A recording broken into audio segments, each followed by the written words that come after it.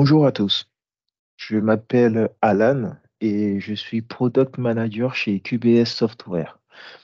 Aujourd'hui, avec Alexandre et Olivier, nous allons vous présenter donc la société QBS, la société Accessia, mais nous allons mettre surtout l'accent sur leur solution Clarisse. Mais avant cela, je vais vous présenter avant tout la société QBS Software. Donc, nous sommes distributeurs de logiciels à valeur ajoutée. QBS Software a été fondé en 1987.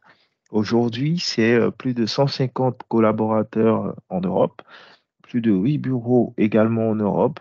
Nous distribuons plus de 10 000 marques logicielles, plus de 6 000 clients satisfaits et un chiffre d'affaires de plus de 160 millions. En France, nos bureaux sont situés à Ivry-sur-Seine, en banlieue parisienne. Lorsqu'on parle de logiciels à valeur ajoutée, aujourd'hui, QBS propose des solutions de tiers 2 et de tiers 3. Ce sont en règle générale des logiciels qui n'ont pas une grande notoriété, mais qui sont tout aussi efficaces et qui correspondent plus aux besoins de petites et moyennes entreprises, mais aussi de grands groupes et de ETI. Oui. Les avantages dans une collaboration avec QBS Software, c'est une rapidité dans les délais de livraison des licences, des conditions avantageuses pour surtout les revendeurs. Nous assurons également un support de niveau 1 et nous vous évitons tous les désagréments liés à, à tout ce qui concernerait des signatures de contrats, des règlements laborieux, etc. Je vais à présent vous parler du catalogue plus en détail. Donc, il est divisé en 4 catégories. Nous aurons le management avec des solutions comme TeamViewer, GFI, ShareGate, le développement avec des solutions comme JetBrains, BrotherStack, SmartBeer, DevExpress, dans la workplace digitale avec des solutions comme DocuSign, Foxit, Nitro, Extensys, Bluebeam, dans la cybersécurité avec des solutions comme E7, Accessia, Kerio, GFI Software et beaucoup d'autres solutions dans notre catalogue. Voilà, du coup, moi, je vais laisser la parole à Alexandre et Olivier.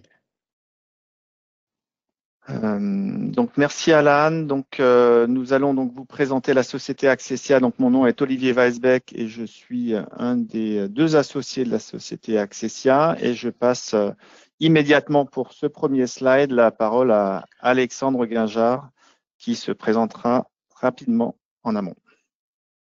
Bonjour, donc Alexandre Guinjard, je suis le fondateur de la société Accessia, qui a été créée en 2005.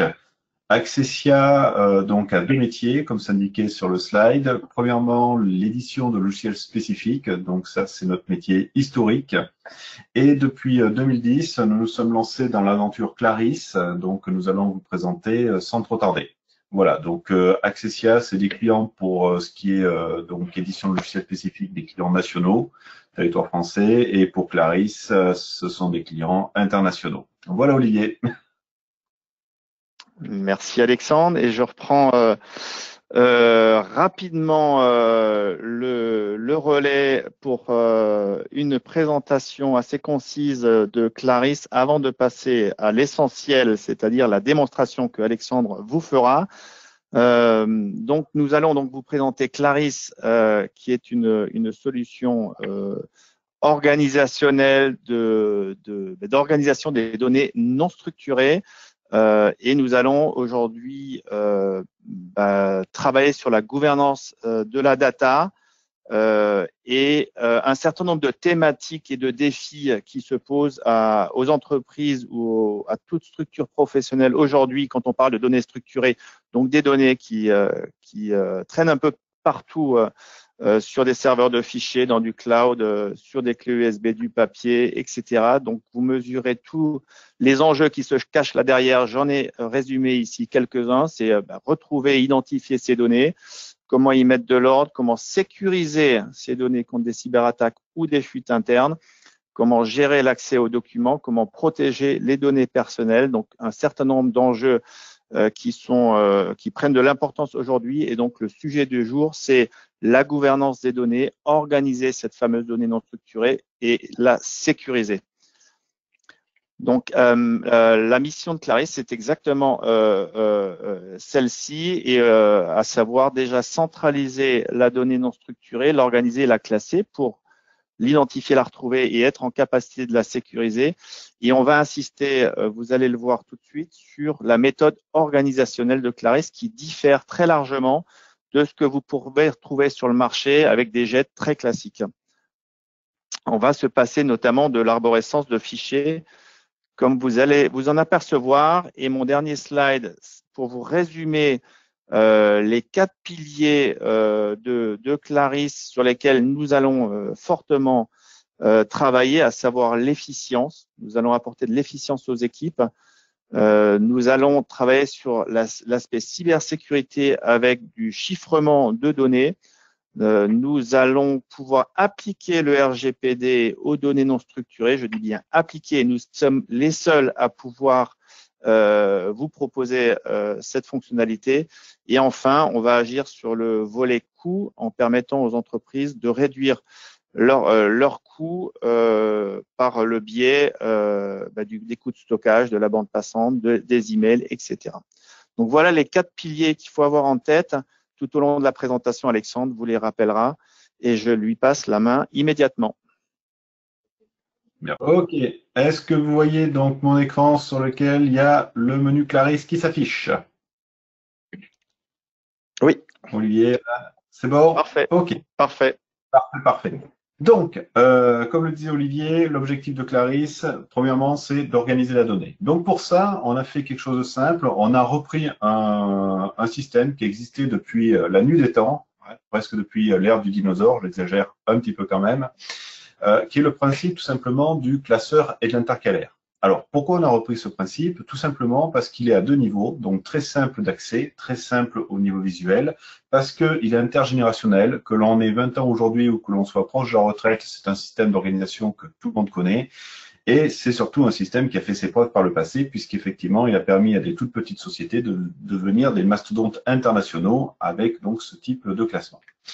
Donc, tout simplement, en opposition avec l'arborescence, nous avons pris ce système de classement classeur intercalaire. Alors, pourquoi opposition avec l'arborescence? Tout simplement parce que l'arborescence étant créée d'après la logique de son concepteur, étant donné que nous n'avons pas tous les mêmes logiques, mais des fois aller chercher, ou même souvent aller chercher de l'information au travers de l'arborescence, donc de la logique de quelqu'un d'autre, c'est très compliqué. On ne retrouve pas l'information, enfin bref, tout ça, vous le connaissez par cœur. Donc, pour s'organiser, c'est très simple. D'abord, Clarisse est matérialisée par cet onglet qu'on a sur le bord de l'écran, donc un accès rapide à toutes les fonctionnalités, parce qu'il faut que Clarisse, dans son utilisation, soit très rapide, et donc accès aux différentes fonctionnalités au travers des boutons qui sont ici présents. L'organisation, je vais vous la présenter au travers de la navigation. La navigation, comme son nom l'indique, nous permet de naviguer dans le système. Sur la partie gauche de l'écran, on va retrouver finalement les grandes activités, donc l'image des différents services tout simplement qui font fonctionner notre entreprise. Donc comme dans toute entreprise ou organisation professionnelle, parce que Clarisse ne se destine pas forcément au monde de l'entreprise, mais aux associations, aux établissements de santé, EHPAD, hôpitaux, etc., etc. Clarisse peut être déployée auprès de tout type d'organisation professionnelle. Donc, sur la partie gauche, on voit ici les différents services et différentes activités qui font vivre mon organisation professionnelle. Donc, comme bien souvent, on va retrouver la gestion des ressources humaines, des salariés. Si je suis en EHPAD, je vais retrouver des résidents, je vais retrouver la qualité, je vais retrouver des gestions de véhicules, je vais retrouver de la gestion immobilière peut-être, mes affaires. Si je suis en entreprise, il faut que j'ai des clients avec des affaires, la fiscalité, etc., gestion de mes fournisseurs. Donc, je vais retrouver finalement les grandes thématiques qui permettent à mon entreprise de fonctionner. je vais ici aller du côté salarié. Côté salarié, sur la partie droite, je vais retrouver en fait mes différents classeurs. Donc mes classeurs ici sont nombreux puisqu'on a une règle dans Clarisse, une seule et unique règle qui va s'appliquer à toute l'entreprise et qui dit la chose suivante: à chaque fois que l'on a une nouvelle mission, un nouveau projet, un nouveau sujet, employez le terme que vous souhaitez, eh bien on va matérialiser tout simplement cette mission, ce projet, ce sujet par un classeur. Donc typiquement, au niveau des ressources humaines, j'ai pour mission de gérer la carrière de Guillaume Sommier. Eh bien, tout simplement, je vais créer un classeur pour Guillaume Sommier. J'ai pour mission de créer, de gérer, la carrière de Thierry Ardito. Eh tout simplement, je vais créer un classeur pour Thierry Ardito. Et dans ce classeur, lorsque je clique dessus, eh bien, sur la partie gauche, je vais retrouver les différents intercalaires qui composent ce classeur. Et sur la partie droite, je vais retrouver les différents documents contenus dans l'intercalaire. Clarisse a une particularité, enfin, en a plusieurs, mais sa principale, c'est que quel que soit finalement le classeur que j'ouvre pour une activité donnée, eh bien, je vais retrouver exactement, comme vous le voyez ici, la même structuration. Pourquoi? Parce que je vais travailler avec Clarisse d'après des modèles organisationnels, d'après des modèles de classeurs. Vous voyez ici, donc, je retrouve à chaque fois mes intercalaires avec des droits qui sont portés dessus. Et vous pouvez constater ici que disciplinaire, pour un exemple précédent, j'avais mis 3 hauts. Imaginez tout simplement que j'ai besoin de modifier mon organisation. Je vais aller tout simplement dans mon administration. Je vais prendre mathématiques salariés.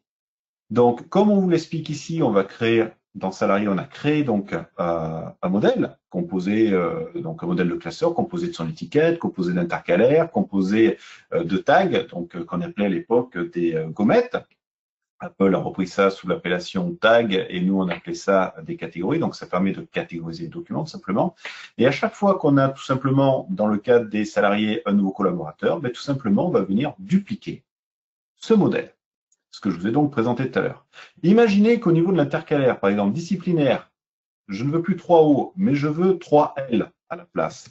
Je vais remplacer mes 3 O par mes 3 L. Je valide la modification de mon modèle. Voilà, tout simplement en saisissant le mot modifier. Et effectivement, maintenant, quel que soit le classeur que je prenne au niveau de mes salariés, vous voyez, disciplinaire va s'orthographier à chaque fois avec des L. Si j'ai un nouveau collaborateur qui rentre dans l'entreprise, il me suffit d'ajouter un nouveau classeur. Rappelez-vous, une seule règle, une mission égale un classeur. Nom, on va appeler Desperitot. Voilà, je viens d'inventer ce nom. Prénom, je vais l'appeler Pierre. On va faire classique. Date d'entrée, je vais demander on va faire entrer Pierre Desperitot aujourd'hui. Donc là, je suis en train de renseigner l'étiquette de mon classeur, tout simplement. Type de contrat, je vais dire que Pierre est en CDI. Date de sortie, comme c'est un CDI, on ne la connaît pas. Je valide la création du classeur. Et vous voyez ici, Clarisse vient de me créer un nouveau classeur dans lequel je retrouve effectivement toutes mes intercalaires. Je n'ai plus qu'à déposer mes documents dans les intercalaires correspondants. Alors bien sûr, mes intercalaires, elles sont soumises à droit. Ce que je ne vous ai pas montré tout à l'heure dans l'administration. Je reprends mon modèle de classeur. Voilà, salarié. Ici, je vais pouvoir définir des droits sur les intercalaires. Voilà, c'est ici. Je vais dire tout simplement que mon service administratif ou mon groupe administratif a un accès en lecture, écriture, suppression sur tous les intercalaires, sauf le disciplinaire, et pas de suppression sur la partie entretien individuel. La direction aura un accès complet. Quant au service qualité, le service qualité n'aura qu'un accès en lecture-écriture uniquement sur le volet formation. Ce qui veut dire tout simplement que pour les gens de la formation, eh bien, les autres intercalaires, fiches de paye, correspondance, documents RH, n'apparaîtront tout simplement pas. Et donc, les documents qui sont derrière ces intercalaires n'apparaîtront pas non plus. Quant aux autres groupes, ceux qui ne sont pas bleus ici, donc les développeurs, par exemple, les développeurs, ils n'ont accès à aucun intercalaire. Résultat, aucun intercalaire n'apparaîtra pour eux, donc aucun classeur, donc l'activité ressources humaines, d'accord, salarié, n'apparaîtra tout simplement pas. Et il me suffit tout simplement de modifier un droit pour que ce droit s'applique à tous les classeurs existants. Et ainsi, je vais pouvoir manager mon organisation depuis mes modèles de classeurs et donc simplifier tout mon management organisationnel de données non structurées. Et ça, je vais pouvoir le faire effectivement pour mes salariés, mais je vais pouvoir le faire pour ma gestion des fournisseurs, pour n'importe quoi d'autre. Si je viens ici sur mes fournisseurs, je vais pouvoir gérer mon contrat avec Canon, je vais pouvoir gérer ma téléphonie mobile chez ici SFR, ma fibre chez SFR, je vais pouvoir créer X fournisseurs dont j'ai besoin et pour chaque fournisseur, ajouter les différents contrats, etc., etc. Je vais pouvoir le faire également pour mes affaires. À chaque fois que je vais vendre un produit, j'aurai la partie administrative, la partie formation client, les correspondances avec le client et la partie technique. Et vous allez voir, toutes mes affaires, là encore, tout comme mes salariés, sont structurées exactement chacune de la même façon. Donc, je vais pouvoir modéliser activité par activité, tout simplement l'organisation de mon entreprise. Voilà. Donc, l'administrateur de Clarisse ou les administrateurs de Clarisse, qui peuvent être de n'importe quel profil, ça peut être des gens de la DSI, ça peut être des partenaires externes, ça peut être des responsabilités, des directeurs administratifs et financiers, des secrétaires de direction, voire même le dirigeant d'entreprise. Ces personnes-là vont pouvoir prendre le contrôle de toutes les données non structurées, leur organisation et des droits. Voilà. Donc ça, c'est l'organisation en classeur intercalaire. Bien, maintenant, imaginons que je recherche de l'information, mais je ne sais pas forcément dans quel classeur, dans quel intercalaire l'information a été enregistrée. Tout simplement pour ça, j'ai ici un bouton qui s'appelle Recherche, qui me lance une barre de recherche que vous connaissez, c'est la même que Google, Bing, Quant, etc. Et donc, au travers de cette barre de recherche, je vais non pas rechercher des sites Internet, mais je vais rechercher des documents d'entreprise. Donc, imaginons dans l'exemple ici que je cherche tout ce qui est en relation avec ma compagnie d'assurance. Donc, chez nous, c'est GAN. Je vais taper GAN et le système me dit, eh bien voilà, j'ai trouvé 771 documents qui correspondent à GAN. Alors, bien sûr, comme dans un moteur de recherche Internet classique, je ne vais pas me contenter de taper un seul mot-clé. Je vais taper plusieurs mots-clés. Qu'est-ce qui m'intéresse chez GAN? Ça va être par exemple la prévoyance. Donc, je vais orthographier le mot prévoyance en faisant une faute d'orthographe volontaire. Et le système me dit, sur les 771 documents que nous avions tout à l'heure, il n'y en a plus que 31 qui correspondent finalement à la prévoyance. Pourquoi j'ai introduit la faute d'orthographe? Pourquoi j'ai mis un E à la place du A? Tout simplement pour montrer que le système est capable de rechercher les termes à 70% près. J'aurais pu mettre 2 S, accent, pas accent, singulier, pluriel. C'est pas grave. Le système va quand même se débrouiller. Si je consulte un document, pictogramme universel la loupe, donc là, je vois effectivement qu'il s'agit d'un document ce qui a été numérisé. L'émetteur du document, c'était Jean-Philippe Beson, ça correspondait bien à la prévoyance, cette fois-ci bien sûr avec la bonne orthographe, ça correspondait bien à GAN. Bien, imaginons tout simplement que je recherche les documents qui concernent GAN, la prévoyance, et qui m'ont été transmis par M. Bezombe. Mais là encore, il me suffit de rajouter Bezombe et le système va me ressortir tous les documents qui correspondaient à M. Bezombe. Voilà. Pourquoi? Tout simplement parce que lorsqu'on va déposer un document dans Clarisse, Clarisse va venir indexer le contenu du document. S'il s'agit d'un document Word, Excel, un document texte natif, finalement, ou PowerPoint, l'indexation va se faire naturellement, très simplement. S'il s'agit d'un document qui a été numérisé au travers d'un scanner, au travers d'un photocopieur, eh bien, Clarisse va venir appliquer ce que l'on appelle un OCR, un moteur de reconnaissance de caractère, pour déterminer quels sont les mots contenus dans le document, basé sur une base dictionnaire dans la langue de Clarisse. Donc, pour nous, ça sera donc le français. Et donc, le système, même si c'est de l'image, va pouvoir ressortir le texte de cette image et va pouvoir donc indexer le document image comme il le ferait avec un Word ou avec un Excel. Et c'est Clarisse qui va déterminer automatiquement quels sont les mots-clés du document. Voilà, ce qui me permet tout simplement, avec le moteur de recherche, de pouvoir les retrouver assez facilement.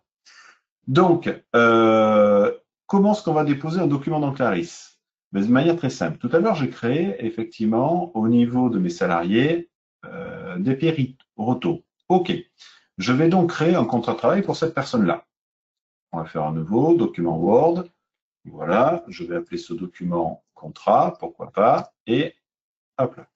Contrat de travail de Monsieur Pierre. Alors, je ne sais plus comment je l'ai appelé. J'ai dit des Voilà. Défi. On retourne. Hop là. Allez, je vais garder la fenêtre ouverte, ça sera beaucoup plus simple. Défi retour. Oh. Voilà. Allez, contrat de travail de cette personne-là. Très bien. Je fais donc le contrat de travail le plus simple du monde. J'enregistre. Comment déposer ce contrat de travail dans Clarisse? On a plusieurs façons de le faire. La première, la plus simple, c'est de prendre le fichier tout simplement et de le faire glisser sur le menu Clarisse. D'autres possibilités, ça sera le clic droit sur le document ou d'utiliser ce qu'on appelle les dossiers surveillés pour pouvoir déposer un document dans Clarisse. Bon. Ici, quelle que soit la méthode pour laquelle je vais opter, je vais avoir cette fenêtre de dépôt qui va s'afficher. La première chose que va me demander Clarisse, c'est comment ce qu'on appelle le document. Donc, par défaut, on a nommé le fichier contrat, donc Clarisse reprend comme nom contrat. Ensuite, Clarisse me demande dans quel classeur, tout simplement, je vais déposer ce document. Donc, il me suffit tout simplement de commencer à taper les premières lettres du nom, du prénom, etc.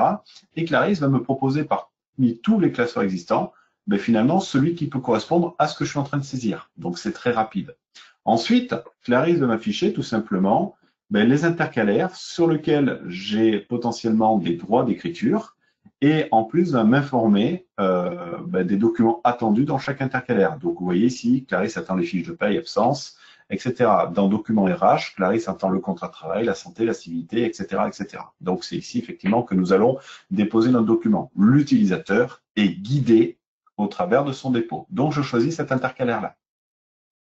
Bien, par défaut, le système me dit c'est un contrat de travail. Je choisis parmi différentes catégories. Alors, rappelez-vous, les catégories, c'est les tags ou, pour revenir à l'ancienne méthode, les gommettes. Donc, ce qui va me permettre tout simplement d'identifier facilement un document par nature ou par catégorie, comme on le dit chez nous. Date de dépôt, par défaut, date du jour. Version, on est en version du document. Et là, je ne peux pas déposer mon document parce que j'ai une information essentielle à remplir. Je suis dans le cadre du RGPD puisqu'il s'agit d'un contrat de travail. L'information est nominative, j'ai des informations sur cette personne-là. Eh bien, tout simplement, je vais venir renseigner les informations essentielles, à savoir quelle est la destination. C'est ici, j'ai un petit astérisque qui permet donc de définir que cette information est obligatoire. Quelle est la destination de ce document? Ben, ce document, je vais le conserver dans le cadre de la rémunération et de l'emploi. Voilà, donc là, en fait, ça va être simplement mes registres de traitement ou sous-registres. Dans cet exemple-là, j'en ai que 4. Dans une vraie Clarisse, on va en avoir entre 20 et 70. Tout va dépendre de l'activité de votre entreprise. Nous, pour faire simple, je vais donc définir ce document rentre dans le cadre de la rémunération et de l'emploi. C'est donc pour ça que je vais le conserver. Je valide. Donc, effectivement, j'ai renseigné l'information obligatoire, d'accord? Je n'ai plus qu'à déposer mon document. Deux façons de le déposer, soit je vais copier le document vers Clarisse, soit je vais déplacer le document vers Clarisse et ainsi centraliser toutes mes données non structurées sur Clarisse. Donc, c'est ce que nous allons faire. Je dépose, transfert, chiffrement, etc., etc. Ça y est, mon document est déposé et il se trouve dans Clarisse. Maintenant, si je recherche à nouveau mon document, donc contrat DP Auto, voilà, et bien le premier document qui sort, c'est effectivement celui que je viens de saisir. Effectivement, je peux cliquer dessus et l'ouvrir. Donc là, je suis en mode consultation et effectivement, je vois que je suis en lecture seule, ça veut dire que d'autres personnes peuvent modifier ce document en parallèle. Par contre, si je veux prendre la main et le modifier moi-même, ben, tout simplement, je peux le faire depuis Clarisse. Il me suffit de cliquer sur le bouton travailler sur le document. Voilà. Ça m'ouvre Word, donc ici en mode modification. Je peux donc rajouter l'article 1, l'article 2, l'article 3 du contrat de travail de ce monsieur. J'enregistre. Donc, vous voyez, ça ne modifie en rien la façon dont je vais travailler avec mes documents. Je fais ça de manière très, très simple. Et là, Clarisse va me demander, OK, parmi les actions suivantes, qu'est-ce qu'on fait? Première action, je peux annuler modification. Je me suis trompé, c'était pas sur le document, sur le contrat de travail de cette personne qui fait que je travaille, c'était sur notre contrat de travail. Je peux annuler toutes les modifications. Deuxième possibilité, bah, tout simplement, je vais enregistrer une nouvelle version du document, passer en version 2. C'est ce que nous allons faire. Troisième possibilité, je vais écraser la version précédente, donc typiquement le fonctionnement de Windows classique. Quatrième possibilité, je consulte le document tel qu'il était. Je continue de travailler sur le document. Et dernière possibilité, je consulte le document tel qu'il était avant modification. Si je clique là, effectivement, vous voyez, ça va rouvrir mon Word, mais sans l'article 1, 2, 3. Nous, pour l'exemple, on va faire une nouvelle version du document. Je clique donc ici, plus 1. Je peux passer, donc, Clarisse me propose de passer en indice 2, ça me va bien. Je vais commenter la différence entre la version 1 et la version 2, donc ajout article 1, article 2 et article 3. Et je n'ai plus qu'à réintégrer mon document. Mon document vient de passer en indice 2, en version 2. Si je le consulte, vous voyez, j'ai bien la dernière version du document sur lequel j'ai mis 3 articles, avec possibilité, en cliquant ici, de revenir sous les sous-versions et de revenir sur la version 1 de mon document qui, elle, n'avait pas l'article 1, 2, 3. Donc, ce qui est important de voir ici, c'est que déjà, déposer un document, c'est très simple, c'est très rapide. Je choisis un classeur, un intercalaire. Et si le document, dans le cas du RGB, le côté sécurité de Clarisse. L'information, elle est stockée, d'ailleurs d'un bout à l'autre, tout le transfert se fait de manière sécurisée. À partir du moment où le document part du client Clarisse, ici, il est transféré jusqu'au serveur, où que se situe ce serveur, c'est-à-dire que Clarisse peut être déployé aussi bien en mode SaaS sur le cloud, peut être déployé en on-premise sur un réseau d'entreprise, mais où que se situe le serveur, ben finalement, l'information transite sur le réseau de manière chiffrée. Bien. Une fois que le serveur Clarisse réceptionne l'information, le serveur va faire les différents traitements, donc l'indexation entre autres, dont on parlait tout à l'heure, et va stocker l'information, là encore de manière chiffrée, sur l'espace de stockage qu'on aura défini, qui peut être par défaut le serveur, qui peut être un NAS, un SAN, etc. Si je me connecte sur mon serveur, voilà, ici, donc, c'est un serveur virtuel, d'accord, sur lequel j'ai ma Clarisse, je peux voir effectivement mes documents, ici qui sont complètement chiffrés. Je ne sais pas finalement si ce document-là que je viens de sélectionner, est-ce qu'il s'agit d'une note de service, est-ce qu'il s'agit d'un contrat, est-ce qu'il s'agit d'un contrat salarié ou d'un contrat fournisseur, est-ce qu'il s'agit d'un document X, Y ou Z, je n'en ai absolument aucune idée. Et ce document, il est compressé et chiffré. Ce que je ne vous ai pas dit tout à l'heure, parce qu'il y a plein de choses à dire autour de Clarisse et je ne peux pas tout dire dans le laps de temps qui m'est imparti, c'est que toutes les données sont également compressées. Ce qui veut dire que par rapport à un volume de données que vous avez aujourd'hui qui va représenter 100, ben vous allez économiser à peu près 30% donc, de volume de stockage. Clarisse va vous permettre de réduire les coûts. On a constaté chez certains clients qu'on pouvait descendre jusqu'à 50%. Bien. Donc là, le stockage, effectivement, il est chiffré. Derrière, nos bases de données sur lesquelles sont enregistrées les différentes informations sont également chiffrées. Si j'ouvre ici mon SQL Server et que je vais aller consulter ma table de documents, ben vous voyez, le titre du document ou la description du document ben, sont là encore chiffrés. Et toutes les informations sensibles qui concernent Clarisse sont chiffrées dans la base de données. Ce qui fait que en cas de piratage du serveur sur lequel se trouve l'application Clarisse, le serveur Clarisse, eh bien, tout ce que ne pourra faire l'assaillant, c'est récupérer de l'information qu'il ne pourra, un, pas identifier, et deux, qu'il ne pourra pas récupérer parce que toutes les informations sont chiffrées en AES 128, 192 ou 256 bits. Et chaque document a sa propre clé de chiffrement. Donc, ça va être très compliqué pour un assaillant de pouvoir faire de la divulgation à la donnée. Voilà, donc ça c'est pour la partie, c'est pour une des parties sécurité de Clarisse. L'autre partie que je tenais à vous présenter aussi, vous avez vu comment Clarisse est structurée, vous avez vu comment on dépose un document dans Clarisse, vous avez vu comment on recherche l'information dans Clarisse, vous avez vu donc une partie de la sécurité de Clarisse. Je vais vous montrer maintenant la partie RGPD de Clarisse. La partie RGPD, elle se trouve derrière cette fonctionnalité, derrière ce bouton. Elle est accessible au DPO de l'entreprise, interne ou externe. Et au travers de cette console, tout simplement, le DPO va pouvoir administrer les différentes fonctionnalités RGPD, les différentes règles RGPD. D'abord, il va pouvoir définir quelles sont les différentes destinations ou finalités. Donc, d'après les différents registres de traitement qui auront été élaborés, mais tout simplement, on va pouvoir retrouver les différentes finalités enregistrées ici. Je n'en ai que 4. Dans l'abrévi, on en aura bien plus que ça. Une fois que les finalités ou destinations ont été enregistrées, on peut créer tout un tas d'autres données qui vont être utiles potentiellement au DPO pour identifier la data. Ensuite, le DPO, le délégué à la protection des données, va pouvoir définir quelles sont les différentes règles de conservation. Je vais dire, par exemple, mes CV.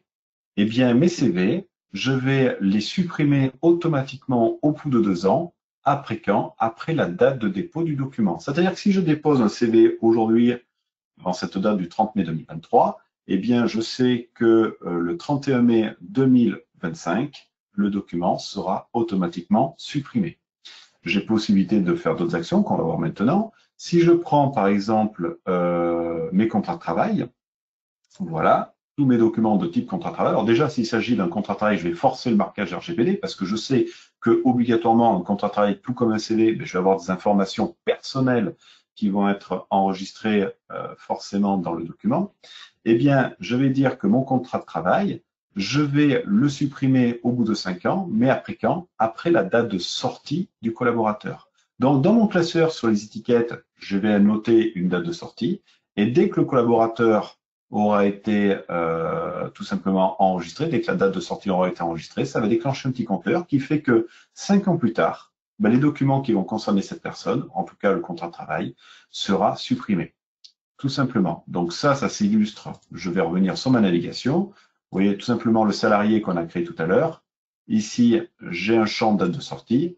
Si maintenant, hop là, je renseigne une date de sortie, que je dis donc que ce collaborateur est sorti aujourd'hui, eh bien, je sais que dans 5 ans, le 31 mai, eh bien, effectivement, le document contrat de travail qu'on a déposé sera automatiquement supprimé.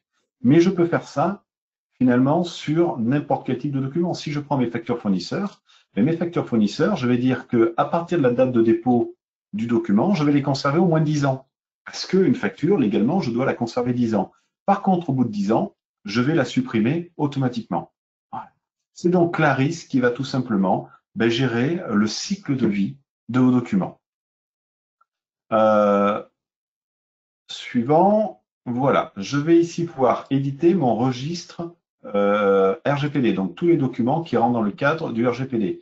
Ici, ce contrat de travail qu'on a déposé aujourd'hui, je pense que ça va être celui de tout à l'heure, je sais qu'il va se situer dans tel classeur, je sais qu'il va concerne le contrat de travail, je sais qu'il est chiffré, je sais que la date de dépôt c'est aujourd'hui, je sais qu'il y a eu 7 actions dessus. D'ailleurs, si je clique sur le document et que je clique ici, ben, j'ai accès à toutes les actions. Je sais que tel jour, telle heure, telle personne a déposé le document, tel jour, telle heure, telle personne a consulté le document, tel jour, telle heure, telle personne a passé le document en version 2, etc., etc.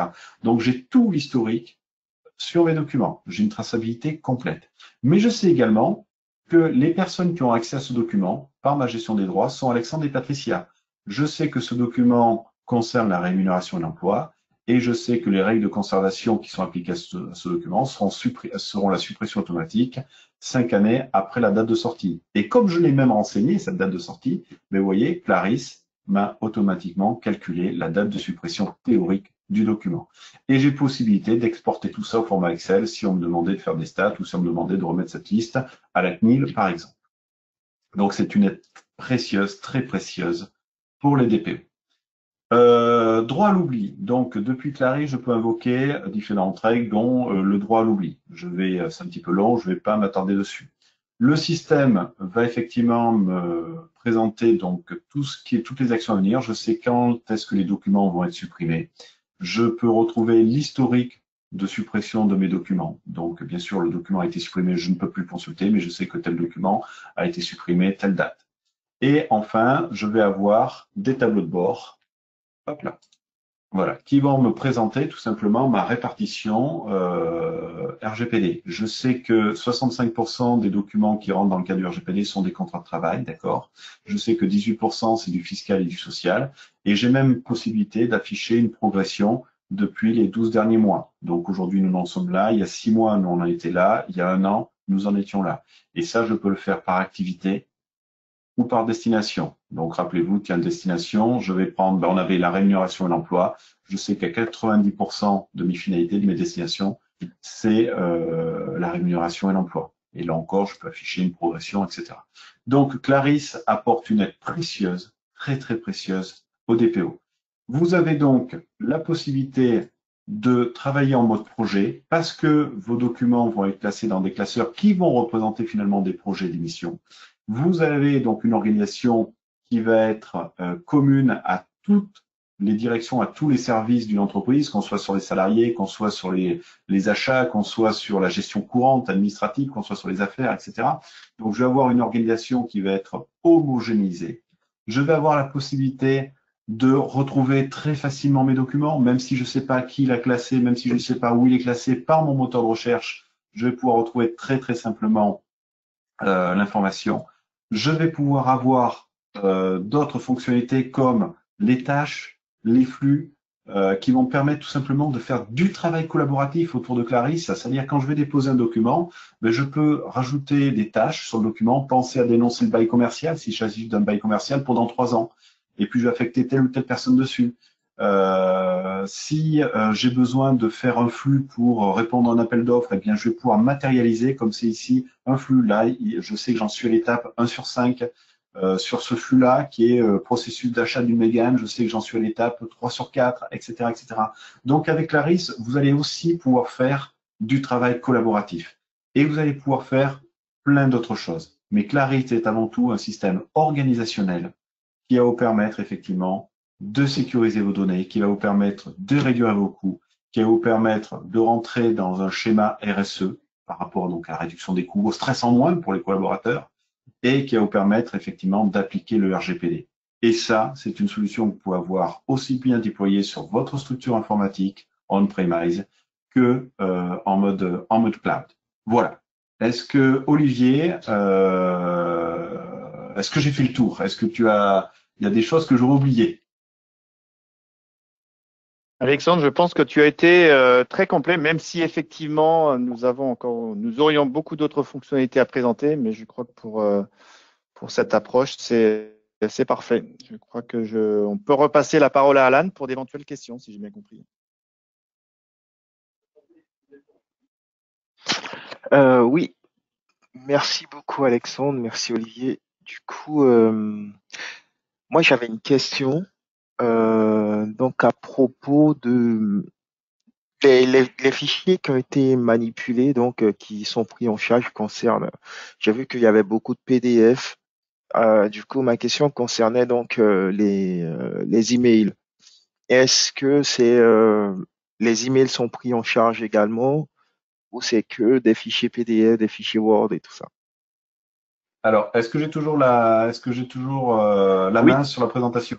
oui, OK. tout à fait. Donc, ici, je vous présente donc mon Outlook. Voilà. Et vous voyez que dans mon Outlook, j'ai ici un menu Clarisse qui me permet tout simplement de déposer mes mails directement depuis Outlook dans Clarisse. Donc, effectivement, l'idée de Clarisse, c'est de pouvoir stocker tout type de données non structurées, que ce soit les PDF, comme ce que tu évoquais tout à l'heure, Alan, que ce soit les Word, les Excel, les PowerPoint, des bandes son, des bandes vidéo, des fichiers AutoCAD, mais des mails aussi, des courriers papier que je vais numériser, etc. Donc, toute l'information dite non structurée, donc tout ce qui ne rentre pas dans une base de données, donc dans un logiciel métier, toute cette information qui est éparpillée aux quatre coins de notre entreprise, sur les serveurs de fichiers, comme le disait Olivier, sur les NAS, sur les OneDrive, les Dropbox, etc., etc., sur des clés USB, toute cette information qui est éparpillée, je vais devoir la stocker dans Clarisse pour pouvoir la maîtriser, l'organiser, donc la maîtriser. Mail compris, Alan. Est-ce qu'il y a d'autres questions? Oui, une dernière question, c'est à propos des serveurs. Du coup, les serveurs sont, juste pour confirmation, ils sont basés en France ou en Europe ou aux États-Unis? Alors, pour le moment, nos serveurs sont effectivement en France. Quand il s'agit de faire héberger Clarisse dans le cloud, les serveurs sont en France et pour nos clients suisses en Suisse. Potentiellement, nous aurons d'autres serveurs sur d'autres pays européens, mais effectivement, nos serveurs sont bien au niveau de l'Union européenne plus la Suisse. Voilà. D'accord. Les serveurs suisses ne stockent que les informations des Suisses. Il n'y a pas d'informations françaises qui sont sur les serveurs suisses et réciproquement. Voilà. Ok. J'ai plus d'autres questions. Merci beaucoup, Alexandre. Mais avec plaisir. Est-ce qu'Olivier, tu voudrais rajouter quelque chose que j'aurais pu oublier? Non, en conclusion, je pense, et nous l'avons maintes fois répété, notre postulat de base, c'est de repenser sa gouvernance data pour être en capacité de sécuriser l'information, de travailler sur le RGPD et tous ces éléments essentiels. Donc, ça serait ma conclusion à moi pour ce webinaire. Super. Du coup, moi, je rajouterai donc que là, vous fonctionnez en distribution semi-directe, parce que du coup, vous passez également par QBS Software pour distribuer la solution. Et donc, Absolument. si vous êtes intéressé pour des démos, vous pouvez nous contacter ou contacter directement Accessia. Et est-ce que vous proposez également des NFR ou des périodes d'essai? Oui, bien sûr, on propose des périodes d'essai, généralement jusqu'à un mois. Vous pourrez trouver d'autres informations sur notre site internet, tout simplement claris.one, parce que c'est la seule, c'est l'unique, et la première en plus. Donc voilà, sur lequel vous allez avoir toutes les informations en fonction de votre profil. Donc vous pourrez choisir effectivement la meilleure explication.